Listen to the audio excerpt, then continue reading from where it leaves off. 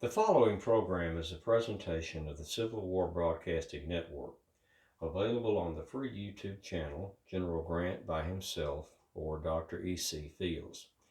On the Facebook page, Kurt Fields is General Grant, and on various other social media. The headquarters and campsite website is generalgrantbyhimself.com. This program is one of those presentations in the ongoing series General Grant Looks at the American Civil War, wherein General Grant looks at a person, place, or event in the Civil War for reflection and observation. Permission to copy and distribute is given and indeed encouraged. Remember, you are the future of our past. And for this program, General Grant would like to extend his profound thanks and gratitude to Nick Sacco, National Park Service Park Ranger, Acting Director of Education at the Gateway Arts National Park in St. Louis, Missouri, and to Dr. Marie Kelsey, who is the Director of the Ulysses S. Grant Information Center at the College of St. Scholastica in Duluth, Minnesota. Their contributions to this program are deeply appreciated by the General. And now, General Grant looks at the path through Congress to revive the rank of Lieutenant General of the Army.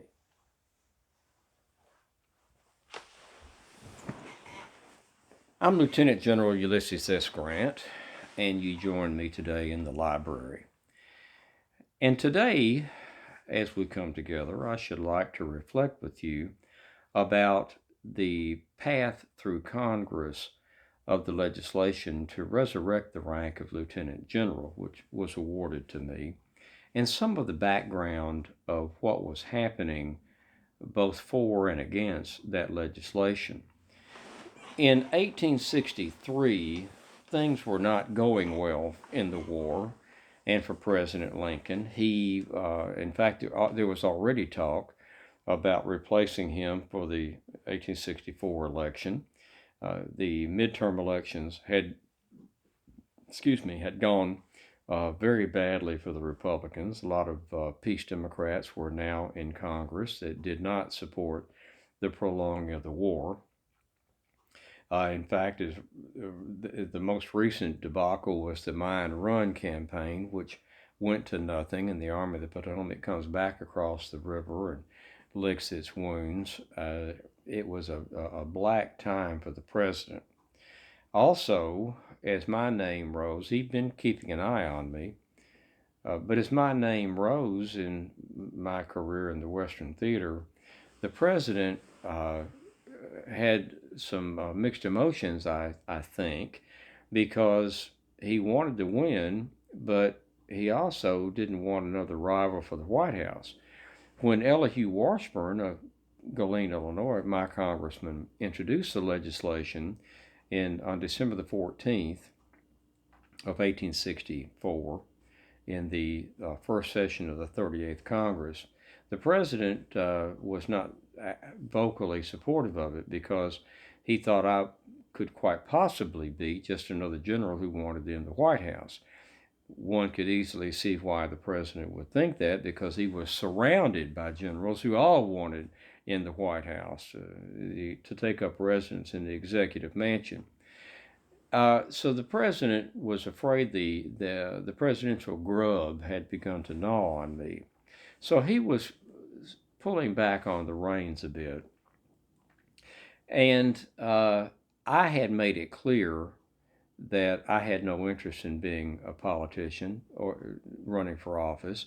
The president still wasn't convinced. Now, at one point, when Washburn was talking about this legislation, the president told him, I think almost in exasperation, I've never met Grant. I don't know Grant. All I know of him is what I know from you. Who else can tell me about Grant? And Congressman Washburn said, talk to J. Russell Jones of Galena, Illinois, a businessman, and actually who has become my financial advisor now. Jones knows Grant well from Galena and has followed him, maintained friendship. The president wrote him a letter and said, please come to Washington immediately. Now, Jones had also written me a letter telling me in jest but seriousness, don't get involved in this political menagerie. And I had written back to him, I have no intention of running for office, particularly if there's any opportunity for the reelection of President Lincoln.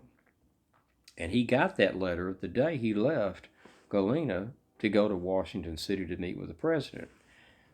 Meeting with the president, he saw where Lincoln was going, and he immediately, he said, pulled out the letter and showed the president the letter I had written. And Jones said the president stood up and clasped him warmly, embraced him, and said, you don't know how happy this makes me feel. After that, he was supportive of the legislation. There was opposition to the legislation because Henry Halleck, was wildly unpopular with the radical Republicans. He was also unpopular with the president because the president said he wanted all the power. When I gave him the power as general-in-chief, he hasn't done anything with it. He was too concerned about losing a battle. And in those days, losing a battle could mean losing your career. Excuse me. So Halleck had been not much more than a desk clerk in Washington. And there was concern among Congress that if this law was passed, that President Lincoln would turn around and give a 3-star rank to Halleck. And that was definitely not wanted. There was also concern about why should we do this now? For example, President Lincoln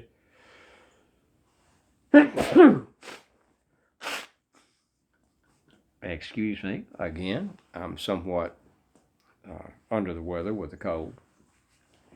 And President Lincoln was trying to dance between getting a general who could win, not putting a general in an office that would want to be president, and it was a very difficult position for him. Well, Elihu Washburn introduced the legislation on December the 14th, House Bill 26, and talking about resurrecting the rank of lieutenant general. And specifically, the House version specifically mentioned me. Now, I should like to regale you a bit with part of an article from the New York Times on December the 15th of 64, the day after Washburn introduced the legislation.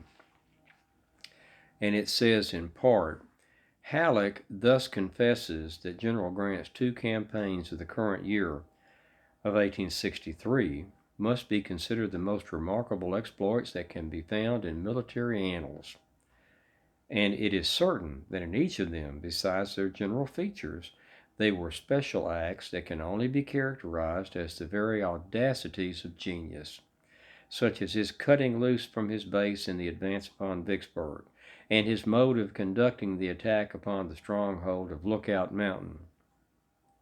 Acts which, though utterly opposed to the pedantic rules of small strategists and of schools, yet prove the loftiness of their inspiration by the splendor of their success. We took occasion on the receipt of the recent news of the rout of Bragg's army to note the fact that General Grant was the only one of our officers whose campaigns had a logical termination. That is to say, that they each ended in the destruction of the opposing army, or putting horrors to combat. Thus logically terminated the campaign whose crowning act was the Battle of Fort Donelson, where 20,000 rebels were put horrors to combat, and 20,000 stand of arms were captured. Thus logically terminated the campaign whose crowning act was the reduction of Vicksburg, and in which, including the battles preceding the surrender, 50,000 rebels were put hors to combat, and 60,000 stand of arms were captured. Thus also, it would seem, logically terminated the late campaign in northern Georgia, for at Chattanooga 7,000 rebels were captured and as many more were killed and wounded, and the rest of Bragg's army was sent flying in such rout and dismay that only the obstacles of nature saved them from the sword of the conqueror. It is not invidious to say, for it is a fact known to every man in the country, that while these 3 campaigns where General Grant were terminated thus, we have not in our service another officer of any rank who has conducted a single campaign that has had what we may not improperly designate as a logical termination. General Grant has thus won what we could wish other generals had won or might yet win. He has won by his sword and brain a place among the soldiers of the world and among the patriot heroes of America, to whose deathless glory no military titles can add a single ray, but which it would be an honorable and a grateful thing for his country to recognize by putting it upon it its seal. That's a bit strong, to be sure. They were obviously in favor of me receiving that rank. But to counteract that, I should say that in the debate in the House, there were 2 men who strongly opposed the rank being revived, and specifically my name being attached to it. General James A. Garfield, who was back in Congress, out of the field and in Congress, and Congressman Thaddeus Stevens. Now, Stevens said, I think rather dryly, it used to be that the saints were dead before they were canonized. Garfield had said we ought to wait till the war's over and give this to the most deserving general. Well, it was debated back and forth and passed with my name specific. Now, another objection was that by naming me, that was censuring the president, restricting the president's constitutional authority to nominate an individual, and that it also took away the Senate's ability to consent on the president's nomination. So and those were legitimate concerns. Well, it went to the Senate, and their version of it was they immediately struck my name from it, and added that I would be General of the Armies, or the rank would be in command of General of the Armies, because the General of the Army was an unusual position. When the legislation was written back in John Adams' and presidency, it didn't give specific authority or titles. So it could be a job either with great authority or no authority. It all came down to the individual's relationship with Congress above him and his subordinates below him. So it was a rather vague title. They wanted it in Congress this time, though, to be specific, in command of all the armies in the field. And the argument was, can't the president appoint a general-in-chief? We don't have to resurrect this rank. He may appoint whom he pleases. But still, the push was, let's pass a law that says specifically lieutenant general rank in command of all the armies. The Senate put together their version, sent it back to the House, and they spent the better part of February debating it.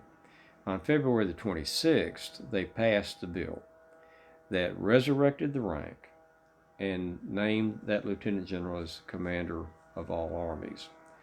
It passed the House by 117 to 19, and it passed the Senate by 31 to 6. So not everybody was thrilled about the rank being resurrected, and expressed their discontent with it. So I was then nominated the president on February 29th.